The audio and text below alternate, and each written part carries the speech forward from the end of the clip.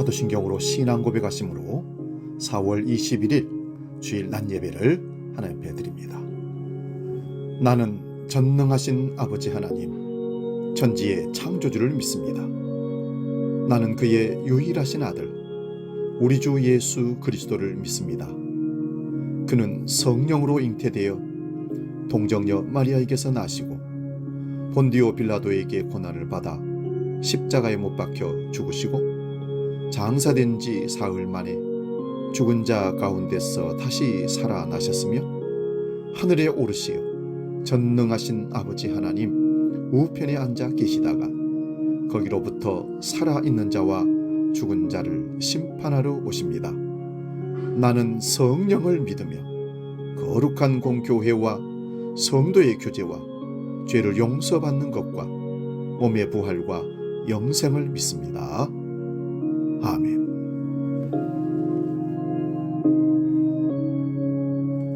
찬송가 563장 예수 사랑하심을 함께 찬송합니다.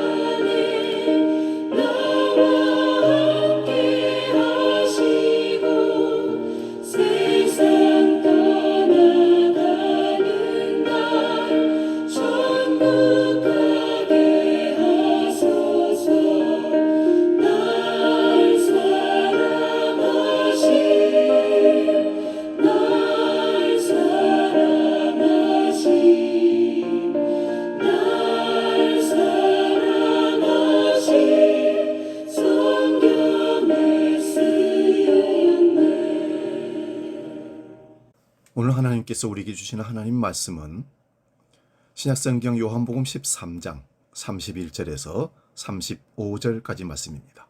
신약성경 171면에 있습니다. 이 말씀 봉독할 때에 살아계신 주님의 음성을 들을 수 있기 바랍니다. 요한복음 13장 31절에서 35절 지금 봉독합니다. 그가 나간 후에 예수께서 이르시되 지금 인자가 영광을 받았고 하나님도 인자로 말미암아 영광을 받으셨도다. 만일 하나님이 그로 말미암아 영광을 받으셨으면 하나님도 자기로 말미암아 그에게 영광을 주시리니 곧 주시리라. 작은 자들아, 내가 아직 잠시 너희와 함께 있겠노라. 너희가 나를 찾을 것이나 일찍이 내가 유대인들에게 너희는 내가 가는 곳에 올 수 없다고 말한 것과 같이 지금 너희에게도 이르노라. 새 계명을 너희에게 주노니 서로 사랑하라. 내가 너희를 사랑한 것 같이 너희도 서로 사랑하라. 너희가 서로 사랑하면 이로써 모든 사람이 너희가 내 제자인 줄 알리라. 아멘. 오늘 봉독한 말씀으로 새 계명으로 주신 사랑, 이런 제목으로 말씀의 은혜를 나눕니다. 새 계명으로 주신 사랑. 저를 비롯한 모든 설교자는 늘 자신에게 이렇게 묻습니다. 나는 설교 내용대로 사는가? 이 대답을 어느 쪽이든 해버리면 교만한 자가 되거나 아니면 무능한 목사가 됩니다. 근데 오늘 말씀 주제가 사랑입니다. 나는 사랑하는가의 무거운 질문에 답을 유보하고 주님의 말씀을 저 자신과 여러분에게 전달하는 설교자로 목사는 오늘 섰습니다. 사랑은 최고 수준의 문학이나 예술만이 아니라 일상 삶 속의 단골 주제로 등장하기에 누구나 잘 알고 있다고 생각합니다. 드라마나 영화의 영향으로 요즘은 일상생활에서도 사랑한다는 표현을 스스럼없이 하는 사람들이 많이 늘었습니다. 부부나 연인들은 물론이고 부모와 자식 사이에도 그렇습니다. 여러분, 사랑합니다라고 습관적으로라도 입 밖으로 내다보면 실제로 사랑할 줄 아는 사람이 될지 모릅니다. 저는 설교 내용대로 살아갈 자신이 없어도 설교자의 운명이라 생각하고 그 말씀 안으로 한번 들어가 보겠습니다. 오늘 본문 34절에 예수님은 이렇게 명령합니다. 새 계명을 너희에게 주노니 서로 사랑하라. 내가 너희를 사랑한 것 같이 너희도 서로 사랑하라. 이런 말씀 앞에 서면 마음 한편이 서늘해집니다. 예수께서 새 계명을 주신다고 하셨으니 그렇다면 옛 계명이 있었다는 것입니다. 그런데 우리들은 그 옛 계명이라고 하는 율법을 어기고 살아내지 못했기에 새 계명을 다시 주신다고 하시는 겁니다. 그러므로 그리스도인이라면 반드시 지켜야 합니다. 어떻게 해요? 내가 너희를 사랑한 것 같이 말입니다. 주님을 우리를 사랑한 것처럼 우리가 사랑해야 한다는 계명입니다. 오늘 본문 앞단락에는 예수를 배신할 가룟 유다 얘기가 나옵니다. 요한복음 13장 21절은 다음과 같습니다. 예수께서 이 말씀을 하시고 심령이 괴로워 정언하여 이르되 내가 진실로 진실로 너희에게 이르노니 너희 중 하나가 나를 팔리라 하시니. 오늘 본문 다음에 나오는 단락에는 예수를 부인할 베드로의 얘기가 나옵니다. 13장 38절은 이렇습니다. 내가 진실로 진실로 내게 이르노니 닭 울기 전에 내가 3번 나를 부인하리라. 이 두 이야기 중간에 내가 너희를 사랑한 것 같이 너희도 서로 사랑하라고 말씀하신 것입니다. 예수께서는 배신당하고 부인당해도 제자들을 사랑하셨고 우리의 죄를 위하여 십자가의 죽음을 받아들이셨습니다. 그의 죽음은 곧 그의 사랑을 의미합니다. 여러분, 이런 사랑이 우리에게 가당키나 합니까? 오늘날 사랑이라는 단어는 바겐세일 상품처럼 나돌아다니지만 사랑이 얼마나 가볍고 쉽게 변질될지는 모릅니다.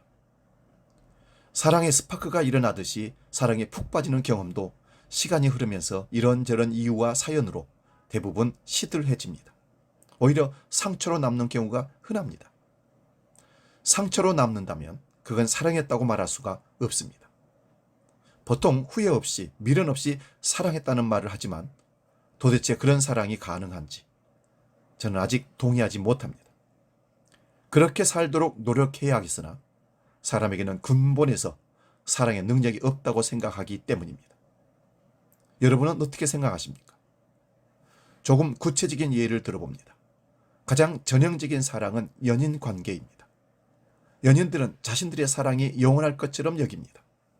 그들이 결혼하고 아이 낳고 현실의 어려움을 겪다 보면 처음 느끼고 경험했던 사랑의 열정은 대개 식어버립니다.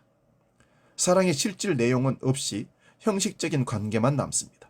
제가 보기에는 세 가지 유형으로 나타납니다. 첫째는 상대방에게 불만을 거의 배설하듯이 쏟아내는 유형입니다. 그의 눈에는 상대방의 유치한 점만 크게 보입니다. 한쪽이 일방적으로 당하기도 하고 서로가 헐뜯기도 합니다. 둘째는 상대방을 자기 뜻에 맞게 고치겠다는 계몽적인 태도입니다. 상대방보다 자기가 조금이라도 낫다고 생각하는 이들이 아내와 남편 앞에서도 선생티를 내는 겁니다. 주로 교회 오빠 같은 사람들이 그렇습니다. 셋째는 아예 상대방에게 관한 관심을 거두는 유형입니다. 거칠게 표현하면 할 수 없어서 참고 산다거나 아이들 때문에 산다라는 식입니다. 겉으로는 원만한 부부지만 실제로는 냉전을 유지하는 겁니다. 이처럼 처음 품었던 열정적인 사랑 관계가 이어가지 못하는 이유는 그 사람이 특별히 비인격적이거나 무식하거나 성품이 완전히 삐뚤어져서가 아니라 인간에게 원래 사랑의 능력이 없기 때문입니다. 능력은 없는데 다른 사람 보기에 괜찮은 부부처럼 보이려니 흉내를 내다 보니 힘들었던 것입니다. 그러다 그걸 견디지 못하는 사람은 끊임없이 상대를 공격합니다. 드물기는 하지만 평생 서로가 존중하면서 사랑의 깊이로 들어가는 부부들이 더러 있습니다. 함께 살다가 한쪽이 먼저 죽으면 다른 쪽마저 삶의 의욕을 잃거나 심할 때는 뒤따라 빨리 죽기도 한다는 것입니다. 그들은 평소에도 오직 남편이나 아내만을 자기 인생의 목표이자 근거로 생각합니다. 그런 분들을 보면서 정말 끔찍하게 사랑했다는 느낌이 듭니다. 일종의 현대판 로미오와 줄리엣이라고 말입니다. 그런 절절한 마음이야 이해할 수 있으나 그걸 사랑이라고 할 수는 없습니다. 자기 남편이나 아내를 사랑한다면 상대방이 없으니 더욱더 용감하게 살아야 하는 것이 맞습니다. 사랑을 다른 말로 삶의 용기라고 한다면 당연히 그렇게 되는 것입니다. 부부와 연인만이 아니라 다른 사람과의 관계도 여기서 크게 다르지는 않습니다. 우리에게 친구가 있고 직장 동료가 있고 여러 동아리 회원들이 있고 학생이라면 학교나 친구나 스승과 제자도 있습니다. 우리의 경우에는 교인 관계도 해당합니다. 오늘 우리가 경험하는 일상에서의 사람 관계는 사랑이라기보다는 거래에 가깝다고 볼 수 있습니다. 겉으로는 교양 있는 척하고 사랑하는 척 포즈를 취하지만 속으로는 줄 만큼 주고 받을 만큼 받으면 된다는 계산으로 삽니다. 참된 사랑은 사막을 헤매다가 우연히 오아시스를 만나는 일만큼 드문 것 같다는 글을 읽다가 극 공감했습니다. 우리가 사랑이라고 여기는 경험도 실제로는 사랑이 아니라 가까운 친구와 커피 한 잔 한 정도의 즐거움에 가깝습니다. 이런 비슷한 즐거움을 찾아보면 많습니다.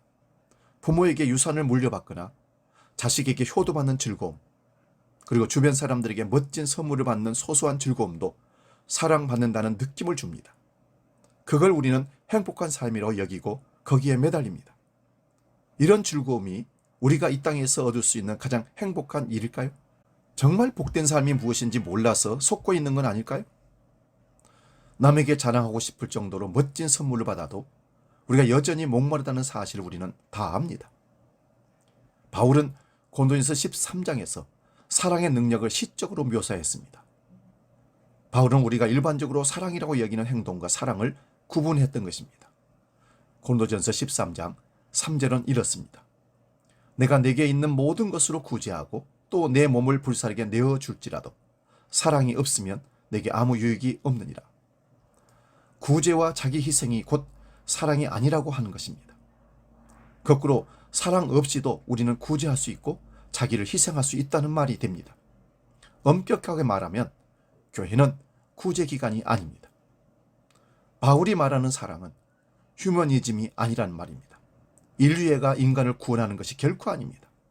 현대 역사에서 가장 강렬한 인류애는 공산주의입니다. 가난한 자가 없는 유토피아를 꿈꾼다는 것입니다. 그런데 안타깝게도 그리고 당연하게도 공산주의는 실패했습니다. 그렇게 할 수 없는 거짓된 이장술이었기 때문에 그렇습니다.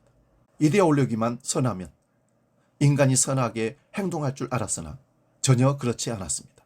거짓과 공포와 협박으로 백성들을 착취하고 감시하고 백성들을 도구로 사용하다가 더 이상 가치가 없다 싶으면 폐기 처분합니다. 이것이 공산 이데올로기이며 사회주의 체제입니다. 그렇다고 자본주의가 답이 되지는 못합니다. 약육강식이 판을 치고 유전무죄, 무전유죄의 빈익빈 부익부의 병폐를 우리는 확인하고 날마다 살아갑니다. 바울이 고린도전서 13장 4절에서 10절에서 나열한 여러 사랑의 속성 앞에서 우리는 모두 실패자라는 사실을 인정하지 않을 수가 없습니다. 오래 참고 온유하며 시기하지 아니하며 모든 것을 참으며 모든 것을 바라며 모든 것을 견디느니라. 사랑의 무능력 앞에서 우리 좌절하겠지만 불안하게는 생각하지 마시기 바랍니다. 사랑은 본래 하나님께 가능한 사건이기 때문입니다. 따라서 하나님께 전적으로 의존해서 살아가는 사람만이 사랑하는 사람이 될 수 있습니다. 사랑은 하나님으로부터 발현하는 사랑의 빛이 우리를 통과하는 사건이기 때문입니다. 그래서 인간으로서 할 수 있는 일은 그분에게서 오는 사랑의 빛이나 나를 휘감도록 나를 둘러싼 베일을 벗어버리는 일입니다. 이제야 저는 오늘 설교 본문이 서로 어울리지 않는 듯이 보이는 두 개념을 찾게 됩니다. 오늘 본문 5구절 중에서 앞에 31절과 32절은 영광을 말하고 뒤에 33절, 34절, 35절은 사랑을 말합니다. 여러분, 영광과 사랑이 연결되지 않는 듯 보입니다. 31절과 32절에 있는 영광, 헬라어로 독사라는 단어가 5번이나 나옵니다.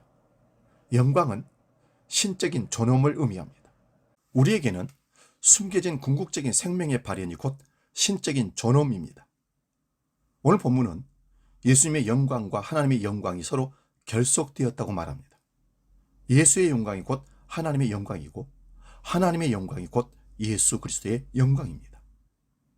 바울도 고린도후서 4장 6절에서 예수 그리스도의 얼굴에 있는 하나님의 영광이라고 표현했습니다. 예수 그리스도에게서 생명이 완성되었다는 뜻입니다. 그래서 초대교회 그리스도인들은 예수께서 죽은 자 가운데서 살아나셨다고 고백했습니다. 말하자면 예수의 부활이 곧 하나님의 영광입니다.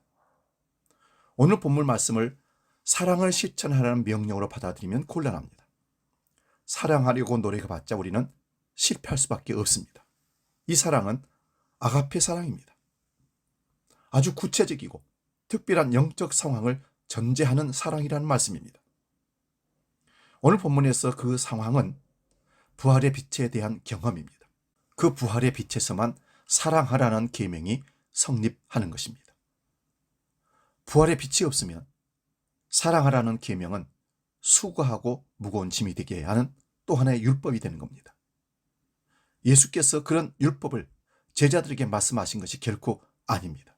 문제는 이제 예수님이 그들을 떠나야 한다는 사실입니다. 제자들이 전적으로 의존해서 살아야 할 부활의 빛은 이제 더 이상 없습니다.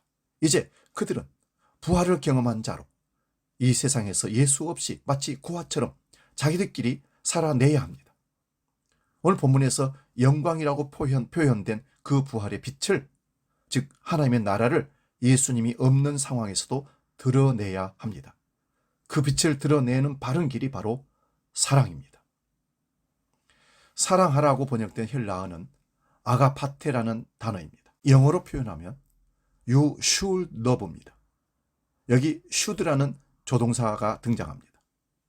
의사가 환자에게 매일 아침 저녁으로 약을 먹어야 한다고 말할 때 이 조동사가 사용됩니다. 의사는 환자에게 약을 억지로 먹을 수는 없습니다. 만약 환자가 게으르거나 병의 상태를 진지하게 생각하지 않으면 약을 챙겨 먹지 않을 겁니다. 의사는 강력하게 그때 그 환자에게 조언할 수 있을 뿐입니다. 서로 사랑하라는 예수님의 말씀을 받아들일지 안 받아들일지 역시 제자들이 선택해야 합니다. 자기가 먹고 사는데 직접 관계되시는 것이 아니니 그 말씀을 귀찮게 여길 수도 있습니다. 영적으로 게을러서 마음이 가지 않을 수도 있습니다. 그런 사람에게 있어서 아가파테라는 말씀은 한쪽 귀로 듣고 다른 쪽으로 흘려보낼 수도 있을 것입니다. 우리는 지금 그 말씀 앞에서 어떤 태도를 보일까요? 여기서 중요한 것은 아가파테의 연습이 필요하다는 것입니다. 마치 학생들이 숙제하듯이 말입니다. 종교적으로는 수행한다는 것입니다. 수행. 지금 자신이 어떤 공동체에 속해 있는지를 먼저 알아야 합니다. 교회는 취미생활 동아리가 아닙니다. 성지순례를 위해서 함께 적금을 내고 모임을 갖는 것도 아닙니다. 교회 공동체는 예수 그리스도의 부활과 영광을 기억하는 믿음 공동체입니다. 생명 완성을 위해서 세상 마지막 때 다시 오실 예수 그리스도를 기다리는 사람들의 종말론적 공동체이자 구원 공동체입니다. 또한 성령 공동체입니다. 이 사실을 안다면 마치 수도원에서 수영하는 수도자들처럼 최소한 교회 안에서만이라도 사랑을 연습해서 자기 몸에 배도록 노력해야 합니다.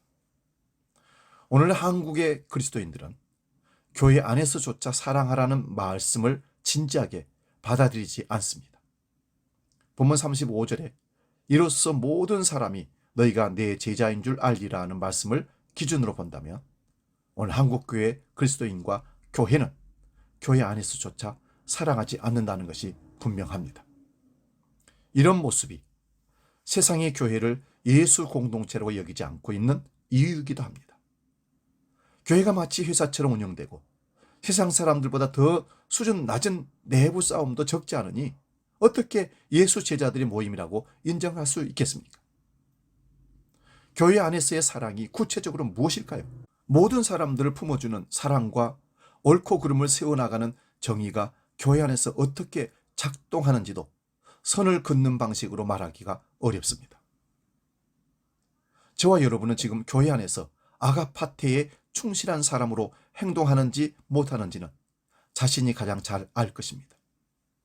그걸 모르면 알게 해달라고 하나님께 기도해야 합니다. 선을 긋는 방식으로 말할 수는 없으나 자신이 예수 제자로서 서로 사랑하라는 말씀에 충실한지 그리고 최선을 다하고 있는지 아닌지에 대한 한 가지 표징은 있습니다. 그 사람이 그 공동체에, 그 단체에, 그 모임에 있으면 교회가, 그 공동체가 신뢰 공동체가 되고 있다 하면 교회다워지는 겁니다. 교인들이 다투다가도 그를 통해서 화해가 일어납니다. 그가 특별히 본받을 만한 일을 많이 해서가 아니라 그의 존재 자체가 빛을 나타내는 겁니다. 마치 어두운 방에 촛불을 켜면 어둠이 사라지듯이 말입니다. 예수 그리스도의 부활과 영광에서 나오는 빛이 그를 비추기에 그는 자신의 사적 욕망이나 작은 자존심에 떨어지지 않습니다. 어쩌다가 잠시 흔들렸다가도 금방 털고 나와서 그 빛을 드러내는 방향으로 생각하고 말하고 행동합니다. 지금 여러분이 그런 사람입니까? 저는 오늘 새 계명으로 주신 사랑 앞에서 가장 자신 없는 상태로 설교하였습니다. 그래서 저도 들어야 할 설교라는 것입니다. 그런데 설교가 끝날 때가 되니 다시 어느 정도 자신이 생겼습니다. 도덕군자나 박애주의자처럼 모든 사람을 사랑하라는 말씀이 아니라 예수의 영광과 부활 공동체인 교회 안에서 사랑하라는 그 사랑을 수행의 차원에서 훈련의 차원에서 실천하라는 말씀이라는 사실을 알았기 때문입니다. 이렇게 교회 안에서 사랑할 줄 알게 되어 영적인 내공이 생기면 우리는 교회 밖에서도 예수 제자처럼 사랑의 능력에 기대서 살게 될 것이라고 믿습니다. 그때 우리는 세상 사람들로 하여금 교회 공동체의 아름다운 모습으로 예수님의 제자로 우리에게 칭찬하고 믿음의 권위를 부여하실 겁니다. 사랑하는 여러분, 우리 사랑합시다. 의도적으로라도 노력하고 사랑하여 습관처럼 사랑하며 진실로 큰 하나님의 사랑의 빛을 체험하는 우리가 될 수 있기를 주의 이름으로 축원드립니다. 복음 찬양, 오늘 나는 함께 찬양하고 기도하고 마치겠습니다.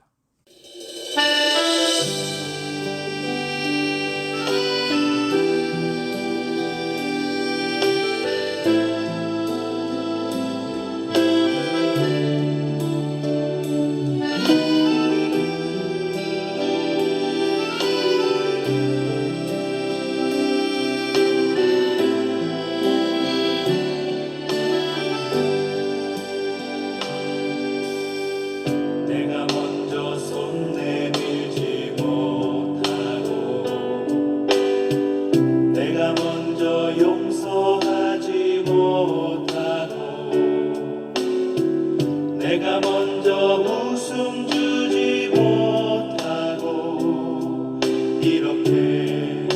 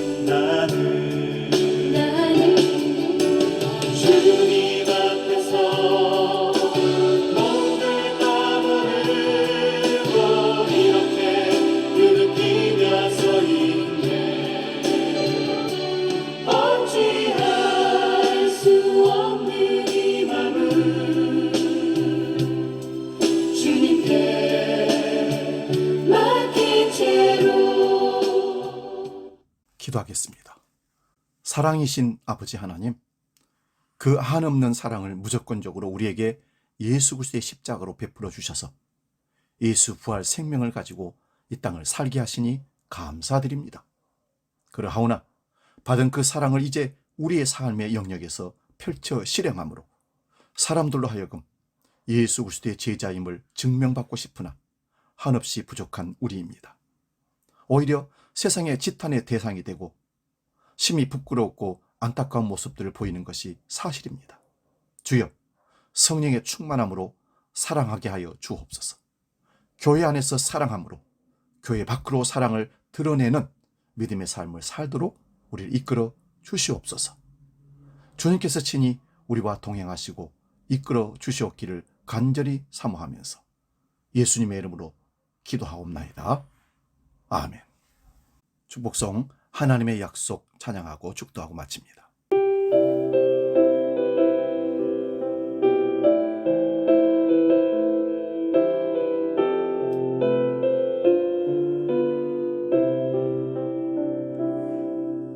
여호와는 너에게 복을 주시기를 원하며 너를 지키시기를 원하시며 여호와는 그 얼굴을 너를 향하여 드사 은혜와 평강 주시기 원하노라.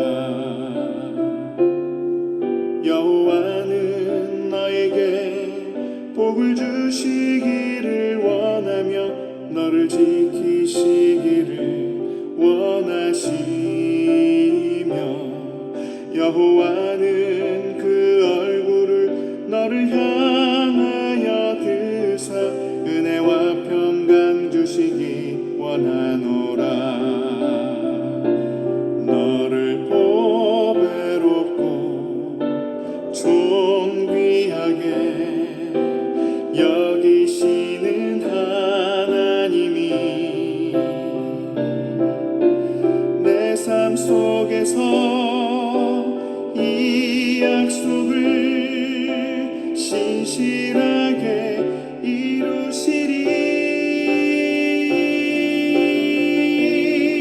이루시리. 땅에 기름진 것으로 하늘에 신령한 것으로 너를 복주시고 지키실 하나님이